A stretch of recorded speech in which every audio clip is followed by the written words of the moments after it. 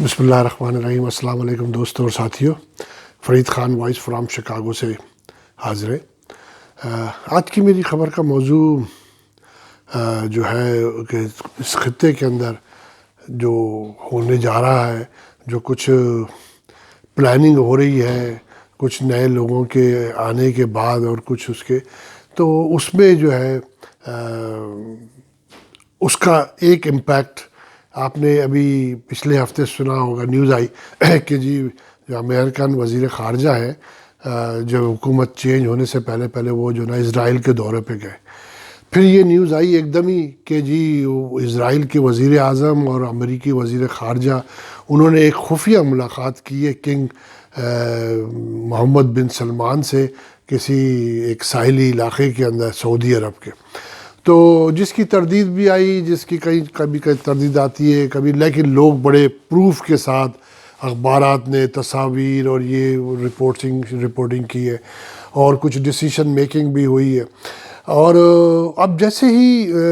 جو یہ چینج آئی ہے حکومت کی، جیسے ٹرمپ صاحب کے ہارنے کے بعد،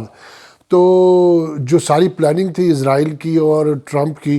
کہ کس طریقے سے جو ہے ایران کو کنٹرول میں رکھنا ہے۔ آپ کو یاد ہوگا بارک اوباما کے دور کے اندر جو ہے ایران کو ایک ڈیل دی گئی تھی کہ وہ جو ہے نا اپنی الیکٹریسٹی کے لیے یا اس کو ایٹمک انرچمنٹ کرے، وہ اپنے اس کو پرمیشن دی گئی تھی، جس پہ اسرائیل کافی ناراض تھا، سعودیز کافی ناراض تھے۔ لیکن ٹرمپ کے آنے کے بعد جو ہے نا وہ ڈیل کینسل کر دی گئی تھی، سعودی عرب وہ امریکہ اس ڈیل سے باہر نکل گیا تھا اور اس پہ پابندیاں لگا دی گئی تھیں ایران کے اوپر۔ تو یہ جو ڈیل اب جو یہ بات ہوئی کہ جب یہ الیکشن ہار گئے تو انہوں نے یہ جو پلاننگ کی موساد نے، را نے، اور یہ ان کے ساتھ مل کے CIA کے ساتھ مل کے، جو ان کی وزیر اعظم کی خواہش تھی اسرائیلی وزیر اعظم کی، نیتنیاہو کی، اور شاید اور بھی کچھ لوگ ہوں گے جس میں لوگوں کی یہ نیوز آ رہی ہے، کافی لوگوں نے، اینکرز نے یہ کہا ہے کہ جی سعودی عرب بھی اس میں شامل ہے کہ وہ یہ چاہتا تھا کہ جو نا یہ ایران کی جو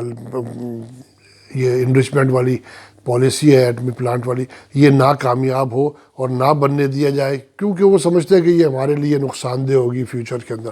اور کنگ محمد بن سلمان تو ایران کے بہت زیادہ اینٹی ہیں، جو کہ تو اس کی وجہ سے جو ہے نا وہ ایک دم یہ چینج آئی ہے، کیونکہ اب ایک آدھ مہینہ رہ گیا ہے حکومت چینج ہونے میں امریکہ کی۔ جو بائیڈن صاحب وہ پھر جو آگے، پھر جو بائیڈن وہ نائب صدر تھے بارک اوباما کے دور کے اندر، اور وہ اس میں شامل تھے پلاننگ کے اندر۔ تو کچھ خبریں یہ کہ انہوں نے کچھ بیانات اور اس پہ ایکٹیویٹیز بھی شروع کر دی گئی تھی کہ جی وہ دوبارہ ایران کے اوپر ایران کو جو نا وہ ایگریمنٹ اس کا جو بحال کر دیا جائے ایٹمی انرچمنٹ والا، تو جس کی وجہ سے سعودی عرب بڑا پریشان تھا۔ تو یہ کہہ رہے ہیں کہ یہ جو ٹرائنگل کی میٹنگ ہوئی سعودی عرب کے شہر کے اندر، اس میں یہ ڈیسائیڈ ہوا کہ حکومت کے چینج ہونے سے پہلے کچھ کام ایسا کیا جائے کہ جس سے ایران کو بیک ڈور پہ چلا جایا جائے، بیک فٹ پہ۔ تو وہ ابھی آپ نے لیٹسٹ نیوز یہ تھی، سنا ہوگا آپ نے، کہ ایران کے جو ایٹمی سائنسدان تھے، جو اس پورے ایٹمی پلانٹ یا اس کے جو کیا کہیں گے جو پلاننگ کا جو سارا تھا، وہ محسن فخری زادہ اور ہی بابائے وہاں پہ عمران اس کو کہا جاتا ہے ایران کے اندر، اس کو ایٹمی پلانٹ کا اپنے، تو اس کی جو ہے نا انہوں نے بڑی پلاننگ کی موساد نے اور را نے مل کر، اور CIA نے اور انہوں نے جو ہے نا اس کو مار دیا۔ مارنے کے لیے بھی انہوں نے بڑا طریقہ اختیار کیا کہ انہوں نے ایک لکڑی کے ٹرک کے اندر جو لکڑیاں جس میں بھری ہوئی تھی، اس میں ایٹمی مواد بھرا ہوا تھا، بارودی مواد، وہ انہوں نے کہ ان کے روٹ کے اوپر کھڑا کیا ہوا تھا، اور جیسے ہی وہ گاڑیاں ان کی روٹ کی وہ وہاں پہ پہنچی ہیں، وہ بلاسٹ کر گیا۔ لیکن اس بلاسٹ میں یہ ہوا کہ ان کی گاڑی شاید بلٹ پروف تھی یا کیا تھی، کیونکہ نیوز پوری طور پہ نکل نہیں رہی ابھی ایران سے باہر، ایران بڑی سختی کی ہوئی، تو وہ پوری طور پہ، لیکن یہ ہوا کہ وہ مطلب ایک گاڑی بچ گئی دھماکے سے۔ تو اس میں یہ ہوا کہ پھر جو مختلف قریب کی گلیوں سے کچھ 4-5 لوگ نکلے اور نکل کے انہوں نے پھر اندھا دھند فائرنگ کی ہے گاڑی کے اوپر، جس کی وجہ سے محسن فخری زادے اور ان کے کچھ گارڈ اور ان کے کچھ فیملی کے ممبر یا تو مر گئے ہیں یا پھر زخمی ہیں. لیکن محسن فخری زادے کے لیے تو نیوز آ گئی، اوپن ہو گئی کہ جی وہ شہید ہو گئے. اور جس کا ایران نے تو ڈائریکٹ الزام اسرائیل پہ اور امریکہ پہ لگا دیا، لیکن یہ کہ اسرائیل نے ابھی تک اس کو ایکسیپٹ نہیں کیا. لیکن اگر آپ پریزیڈنٹ ڈونلڈ ٹرمپ کے ٹویٹس دیکھیں گے اس کے ٹویٹر کے اوپر، تو وہ یہ آپ کو ثبوت ملے گا کہ اس کے اندر یہ سب پلاننگ کا حصہ تھا اور یہ لوگ اس پلاننگ میں شامل تھے. اب اس سے یہ ہے کہ سعودی عرب وقتی طور پہ تو ڈرا ہوا ہے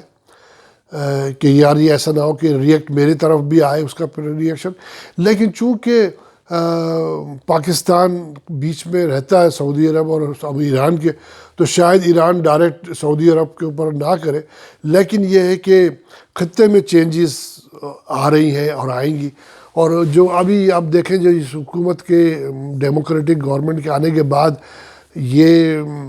کوئی مسلمانوں کے لیے کوئی بہت اچھی حکومت نہیں ہوگی. اور جو پچھلے 4 سال جتنے سکون سے گزرے ہیں،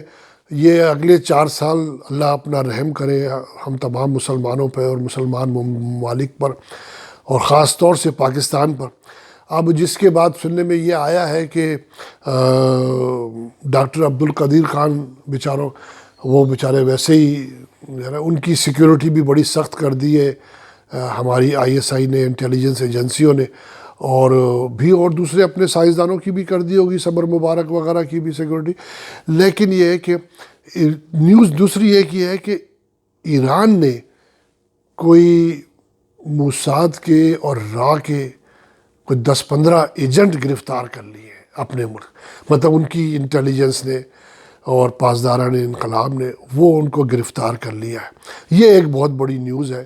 لیکن اس سے کچھ حاصل نہیں ہوگا، جو ہونا تھا وہ تو ہو گیا، جو پلاننگ کا حصہ تھے وہ پلاننگ ہو گئی، کام ختم ہو گیا، اینڈ آف دا گیم ہو گیا.